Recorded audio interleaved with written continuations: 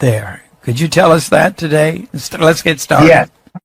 Yeah. In the last program, we opened up the mystery that linked Jeremiah to the what is happening actually now. And that Jeremiah was given a warning. He was told to warn the people. He was given or he took the potter's vessel, a clay jar, went to the gate and overlooked the valley of Hinnom where the people of Israel were killing their children. And he prophesied there that a judgment was going to come in the same place where the children's blood were shed. The judgment of God will come. And he spoke about, specifically used the word plague and pestilence was going to be part of that judgment. And when you look at it, he's giving this and he's saying that he's prophesying what's going to come upon Israel in the 19th year since the first shaking, the attack came. Well, we looked at this last time, that this mystery that 19 years from 9/11 comes, the mystery is in the 19th year will come the shaking and will come a plague. And so what's happened, 2020 is the 19th year. And so when he said that prophecy, he said, as he did, he was standing by at the potsherd's gate or the potter's gate. He's holding the potter's jar and he's speaking over the valley of Hinnom, which is the potter's field. All that's about the potter. And he has this prophecy is about the potter. Now, when he says the prophecy, he says this: the judgment's going to come to the place where the children's blood were shed. And when it comes, there's going to be so many people dying that they won't be able to bury them. They won't have room, rather, to bury them. So, and he's speaking this by the potter's field. Okay. When we saw the mystery of New York City, that New York and New York City is the valley of Hinnom of America, the Tophet of America, the place where most of the blood of the children in America has been shed, more than any other place, and the place that introduced abortion on demand throughout the nation. So here you have New York, and we saw that as the ancient mystery, the plague of death came upon New York, struck New York as no other place, New York City. But the prophecy says they will have, so many people will be dying, they won't be able to accommodate them to bury them. What happened? In this plague in New York City, when it came, there were so many people dying, they could not accommodate them. So what they did is they brought trucks into the city for the bodies, and they shipped out the bodies that were unclaimed, and they brought them to an island called Hart Island, and they buried them there in Hart Island. The place where they buried them from New York that they could not accommodate was New York calls Potter's Field. So Potter's Field, the very place that said they will not be able to accommodate them, and he says this at the field of the potter. In the potter, they buried them in Potter's Field. I mean, amazingly precise. That happened, and anybody can look it up. It happened as it was said in the Bible. And so another sign that what is happening to America is a biblical phenomenon. And this is all part of the ancient mystery that is unfolding and now resuming before our eyes. Rabbi, wow. That's shocking. Wow. I mean, you drive me crazy with your preaching, your teaching, because it's so amazing. Mondo has the Potter's Field opened up on his computer because he teaches me as we go along. But New York City is hiring laborers to bury the dead in Hart Island's Potter's Field. The coffins are just butt up side by side. They're not being buried in tombs or graves. They're being buried in trenches in Potter's Field. And you say have they run out of space in Potter's Field, Rabbi? They ran out of space in New York City, and just as it was said, just as in the prophecy. Now remember this, everybody. The prophecy, this is linking up with that, and not saying that Jeremiah is speaking about America, but that the principle of judgment is there. And the prophecy that he's speaking about concerns the judgment that would come upon the place specifically for the sin of killing children in the place of killing children, abortion for America, and it would involve a plague. So you got all that together, and the very place where they buried it, Potter's Field. Why do they call it Potter's Field? It is literally named after the place in the valley of Hinnom that Jeremiah stood over where they killed their children. So, I mean, it's just too mind-boggling. That is shocking. Yes. This book is shocking. Shocking. But this is what God's judgment is. See, I knew the story that they couldn't bury the dead in New York. Most of you probably didn't even bother listening to the headlines and the stories, but they would rent trucks and put the dead bodies in them until they couldn't bury them. They wouldn't even allow to have funerals a lot of times. No. People couldn't bury their dead. No. That's in New York City. They were in refrigerators. This is all biblical. This is not made up. This is not a fairy tale. That's why people have got to read the Bible, because that's the only answers today. The only answers is the word of the living God. And if I may just say, as Rabbi is teaching us about Jeremiah and the whole connection, we've been sitting under Rabbi's teaching for years, and it's the template. It's the same pattern. It's like my mom's always told me, people by their patterns. And it's so true. It's the template of ancient Israel and the United States of America, which is powerful. But I would suggest to each and every single one of you listening today, besides getting the book and watching and the DVDs and everything, I would suggest that you read Jeremiah. Read the book of Jeremiah. It is pretty mind-blowing. Rabbi, tell us about the balm of Gilead. That it's always been a thing of supposed to be of healing and good rest. Yes. What is about the balm of Gilead that you wrote about? Yeah. People know this. When we hear balm of Gilead, we think of great things, but Jeremiah, this came from Jeremiah, and Jeremiah is crying out in the midst concerning the judgment that has come upon Israel. And this is in the same prophecy where he speaks about Tophet, which is the judgment that comes upon the place where they killed the children. And he also talks about pestilence, when he links to Tophet. So it's one of the few places in the Bible where he's talking about Tophet again, which is where they killed the children, and the judgment that came upon the nation for the killing of the children. So now we've seen all these things. I said in another program, the link between New York and Tophet. It's the Tophet of America. And so that's where the children were killed. Most children, that's where abortion spread across the nation. And that's where the plague, fury of the plague centered as no other place. Okay, so we have that. So here Jeremiah cries out in the prophecy, and he says, is there no balm in Gilead? Is there no balm in Gilead? What's that about? Gilead was a place of healing, was the place where there was a balm, there was a healing substance, the cure, and people who are sick would get this cure from Gilead. So now he's saying, either the point of what he's saying is he's crying out and saying, is there any hope? There's basically, where is there healing here? He's saying we don't see any healing. This is judgment that's come upon us. Okay, now come to America. So America, we're seeing all these signs that the same thing is repeating. And so what happened? America started seeking for a cure for this plague.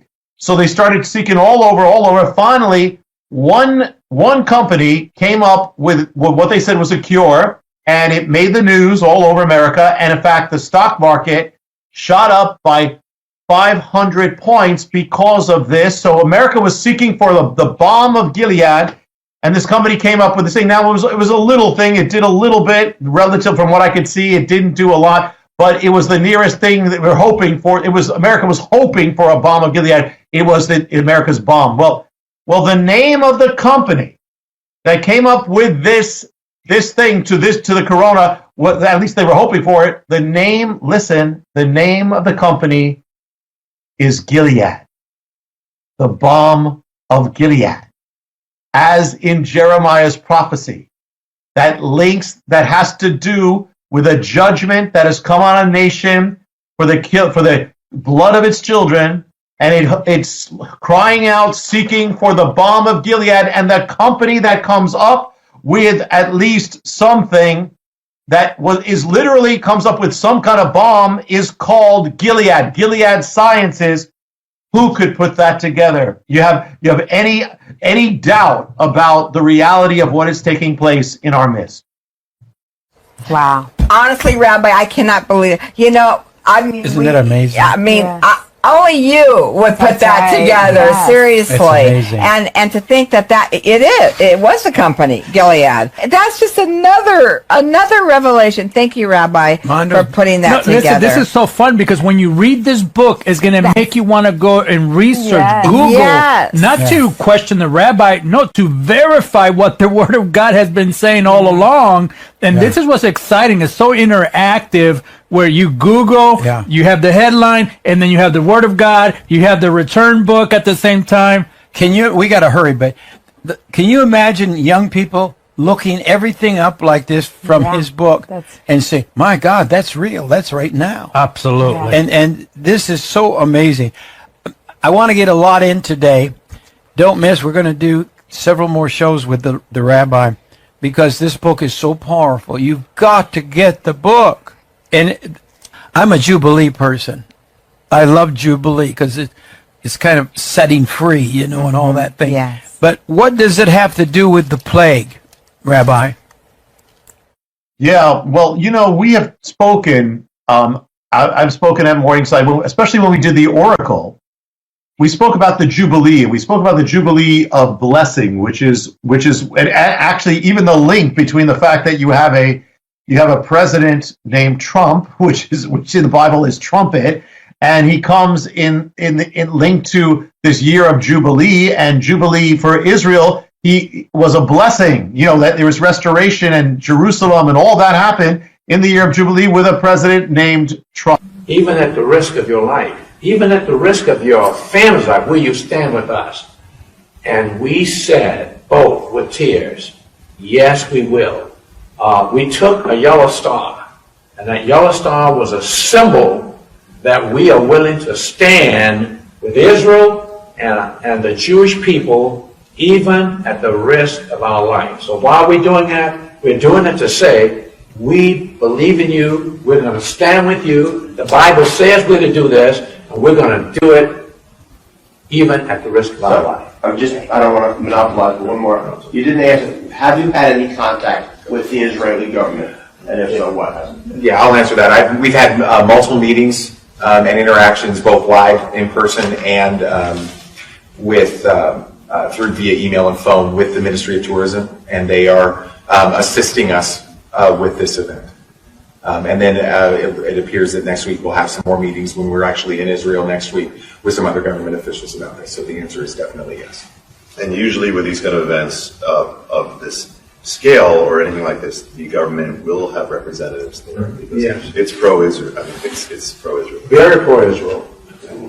Yeah. Also pro-Israel. Not only are we pro-Israel, but one of our proclamations from Israel to the entire globe, because it would be a global event, is that as Christians, we are mandated by Scripture to be pro-Israel and to stand with Israel. So that's the message that we're going to proclaim. Okay. Yeah, just like in Israel, in Jerusalem, there is the Christian embassy, which is Christians saying when most every other nation had pulled out their embassy, said we are standing with you, and that's the spirit of this. Mm-hmm. Yes, ma'am. Question for Rabbi Cahn. Can you talk about how your congregation got involved with Promise Keepers? I'm trying to draw the New Jersey connection. Yeah. Okay. It's been a relation that went a while back. Promise Keepers has, in the last I don't know how many years, has had a real calling, a kind of additional calling to really to bless Israel and And so from that point on, Raleigh has been in touch with me and has invited me to actually speak at a number of events there. Of course, with a Harbinger going for it, that's added a whole other dimension to it. But because Beth Israel's, or the Jerusalem Center here is known around the country, and so he asked if I can help. This for going back for years. So, and now it's become this event. But because of, I would say, the new focus with Promise Keepers as an additional ministry to bless Israel, so they asked me if I could help. And this is the first time we're all together actually here. I've been around the country more than this is the first time you've been at the Jerusalem Center. So now they decided to launch the event here in New Jersey from the Jerusalem Center. Kind of goes. It's going to end up in Jerusalem. This is. You look around. If you take pictures, it'll look like you're in Jerusalem. That's how the initial thing was. And we decided it was a perfect place to launch this. That will culminate this autumn. And do you know how many people from New Jersey are planning to go to Israel in September? We don't have an answer on that yet. It's still, people are still registering and signing up, so we won't know for some time how many are going to go. This is the launch. Yeah. Yeah, last year, actually, from here, we had about 10 busloads of people just coming from New Jersey. But yeah, I'm sure there'll be a good enough. And then another follow-up question. As far as the pastors, how are they selected? What's the criteria? Great question. Thank you. The pastors are being selected through a nomination process. We have other people through social media, Facebook, Twitter, YouTube, those types of things, and then also contacting us through our website.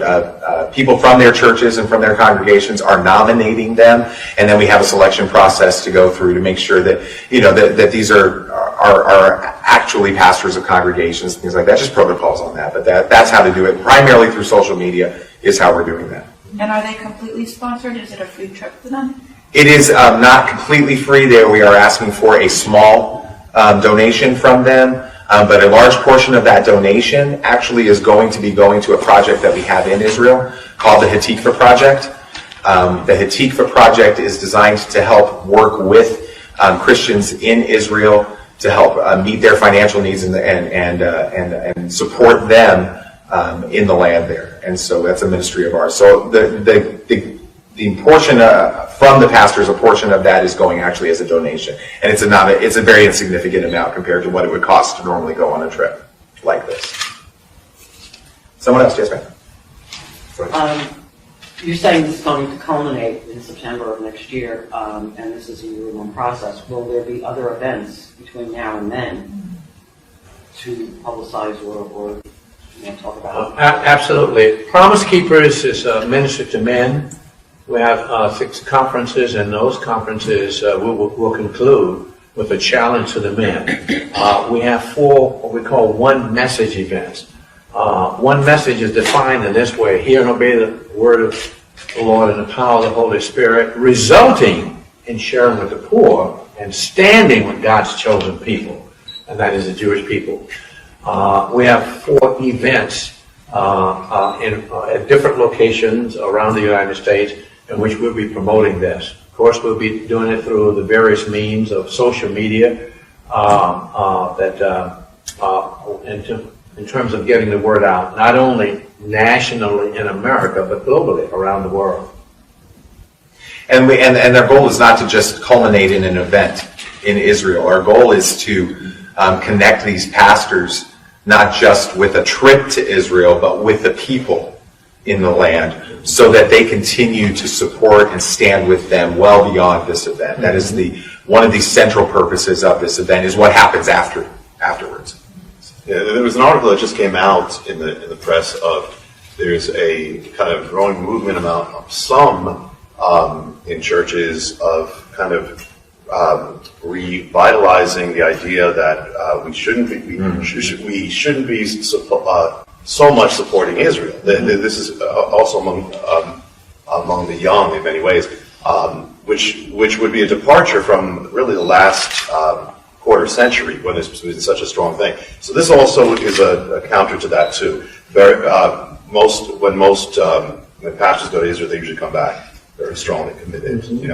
And I was saying, David, do you want to share where it is in Israel? Or It is, yeah. The event itself is in a natural amphitheater outside the old city walls of Jerusalem called Sultan's Pool. It's a beautiful outdoor amphitheater, but the interesting connection for Sultan's Pool is that it's at the very end of what's called the Valley of Hinnom, which is where the Jewish concept of hell comes from. And so it's interesting, we've had some people, jokingly say that Promise Keepers is going to hell with this event. But our goal is to really take this message as God called, as Jesus, Matthew 16 said that his church would prevail against the gates of hell. I think it's interesting that we're actually taking this event, calling the church worldwide to stand together in this way at the very location where the Jewish concept of hell takes place. And so we're actually taking this directly to the gates of hell.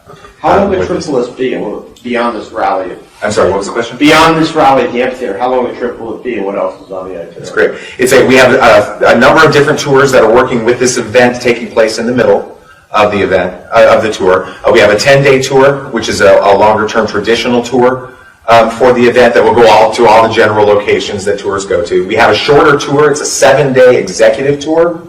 That tour is not only shorter in number of days, but shorter in duration per day. So instead of having these 7 a.m. till 6 or 7 p.m. type days, it'll be much more of a 9 to 3 schedule, and that is for people who may not want to be on those longer tours, but also for business people that may have to conduct business. By the time they get back to their hotel, business is open in the East Coast, and they can begin to do that work. We have a very unique tour that we're doing, which is a return to Israel tour. It's for those people that would love to participate in this event, but have already been to Israel and wouldn't want to come to a tour that's just going to the places they've already been before. And so that tour is going to be very unique in the fact that we are doing some deliberate, intentional things to connect people with the land and with the people in the land, and seeing things on that tour that normally they would not be able to do.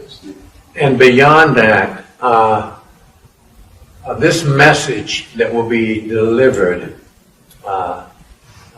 in the Valley of Hinnom, Promise Keepers is going to hell, but we're going to give them heaven when we get there. Is going to be delivered not only across America, but literally around the globe. We've already gotten connections from a number of other nations that have heard about this and will want us to come. We'll be going to several nations before September. We're scheduled to go to Uganda and South Africa, sharing this message, and they're going to be bringing people to Israel as well, because the believers around the globe are now beginning to awaken to the reality that the roots of the Christian faith is Jewish. The Savior of the world, whom we believe in, is Jewish. And his chosen people, he's prayed that we stand with them. The church at large is asleep to this reality. As Rabbi Jonathan said earlier, there's been a wall that's been between the Jewish people who believe and the Christians, God's chosen people and Christians. And we're going to destroy that wall, beginning in Jerusalem, and we'll be taking that message literally around the globe. A number of mainline Protestant Palestinians have a lot of issues with Israel and the way the Palestinians are treated. Will you be meeting with them? Will you be relaying to them? Do you have a message for them? Are they right? Are they wrong? What do you think? We are going to Israel. It'll be Saturday. That's tomorrow, isn't it? That's tomorrow. We're going to Israel tomorrow. And we're going to be meeting with leaders, Jewish leaders as well as Palestinian Christian leaders.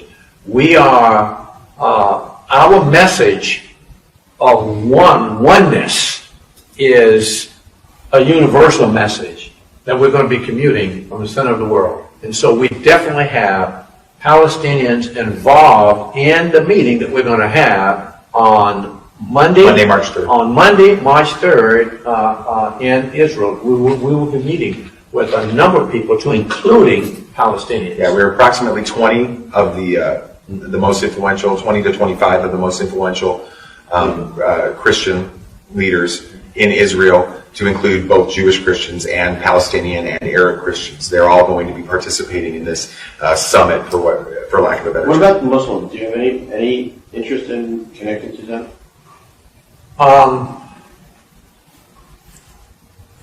There is a fundamental difference in what the Islamics believe in their faith and what we believe. My interest in meeting with them is to allow them to hear what I believe, and so I covet the opportunity to share that with them. But our plans do not include them as part of the process, because we have a fundamental difference in our faith foundational belief. What would be the fundamental difference with Islam that you would have as opposed to fundamental difference with Judaism? Oh, to me that's pretty significant. Those who fundamentally believe in Judaism, they believe in the God of Abraham, Isaac, and Jacob. And as a Christian, I believe in all my heart in the God of Abraham, Isaac, and Jacob. That's not what the Islamists believe, and that to me is a fundamental difference. But they consider themselves an Abrahamic religion. Say again? They consider themselves an Abrahamic religion, as those Christians and Jews. I understand that, but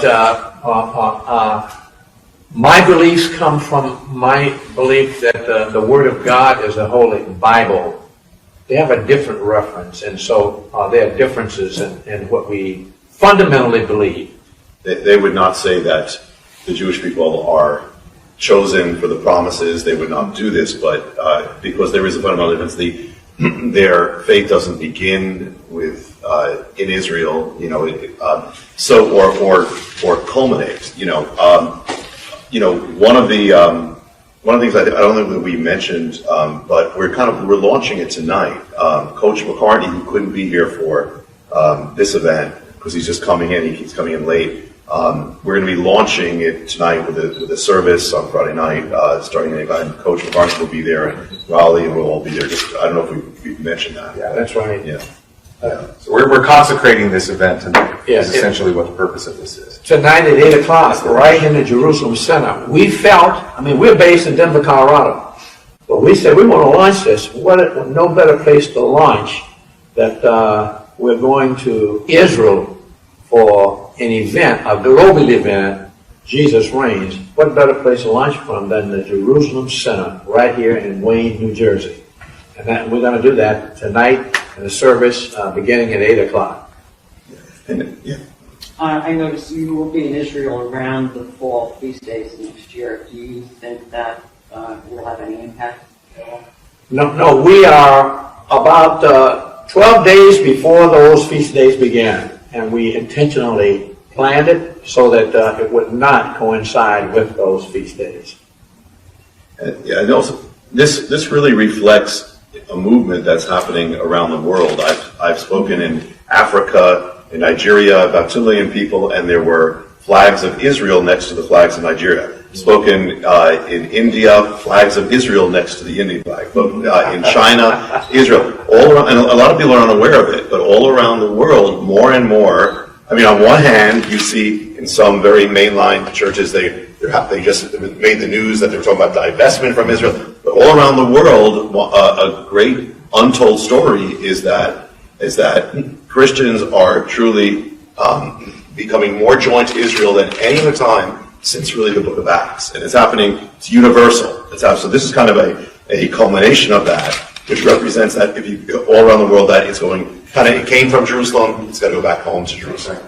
It's interesting you said that, Rabbi, because I wear a pin that says the flag of America, the flag of Israel. Yeah. So it validates exactly what you're saying. Yeah, and I believe Netanyahu has said that the greatest friends of Israel, actually several prime ministers and others have said that their greatest friends now, realizing are people who truly are believing the Bible, are evangelical Christians. So it's become very important to Israel. Someone else? Any other questions? Yes, ma'am. Yes, I wanted to know, how do you see that this event will impact, the big question is peace. So how would this event contribute to peace in the land? Well, as a believer, I believe the Bible, and David wrote Psalm 120.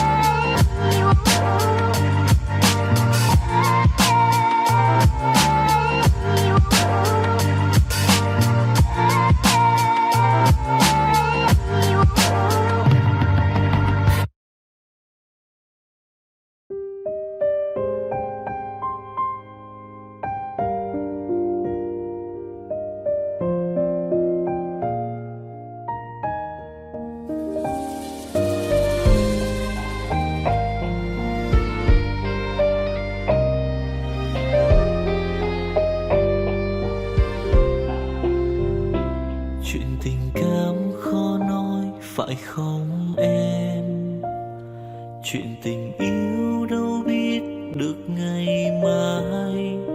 Rồi hôm nay em bên ai, nhìn em khóc trên vai. Thôi hãy quên đi, về với em hiện tại. Anh còn nhớ về ngày ta còn đắm say.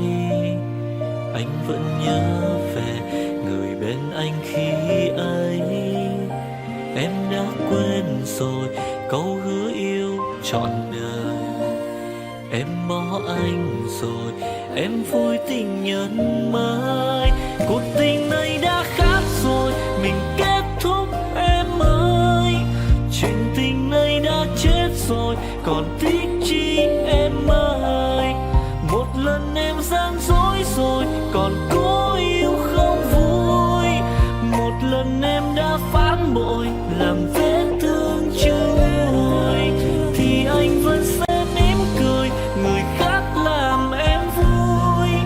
Còn anh xin kết thúc và giữ chút đau thương thôi.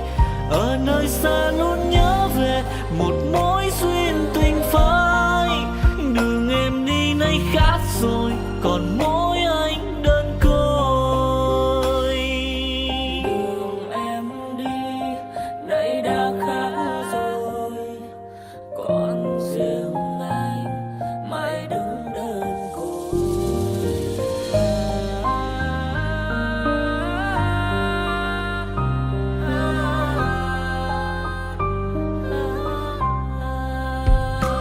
Anh còn nhớ về ngày ta còn đắm say. Anh vẫn nhớ về người bên anh khi ấy. Em đã quên rồi câu hứa yêu trọn đời. Em bỏ anh rồi, em vui tình nhân mới. Cuộc tình này đã khác rồi, mình kết thúc em ơi. Chuyện tình này đã chết rồi, còn tiếc chi em ơi. Một lần em gian dối rồi, còn cố yêu không vui. Một lần em đã phản bội, làm vết thương chưa nguôi. Thì anh vẫn sẽ mỉm cười, người khác làm em vui. Còn anh xin kết thúc và giữ chút đau thương thôi. Ở nơi xa luôn nhớ về một mối duyên tình phai. Đường em đi nay khác rồi, còn mỗi anh đơn côi. Cuộc tình này đã khác rồi, mình kết thúc em ơi. Chuyện tình này đã chết rồi, còn tiếc chi em ơi. Một lần em gian dối rồi, còn cố yêu đâu vui. Một lần em đã phản bội, làm vết thương chưa nguôi. Thì anh vẫn sẽ mỉm cười, người khác làm em vui. Còn anh xin kết thúc và giữ chút đau thương thôi. Ở nơi xa luôn nhớ về một mối duyên tình phai. Đường em đi nay khác rồi, còn mỗi anh đơn côi. Ở nơi xa luôn nhớ về một mối duyên tình phai. Đường em đi nay khác rồi, còn mỗi xin anh thôi.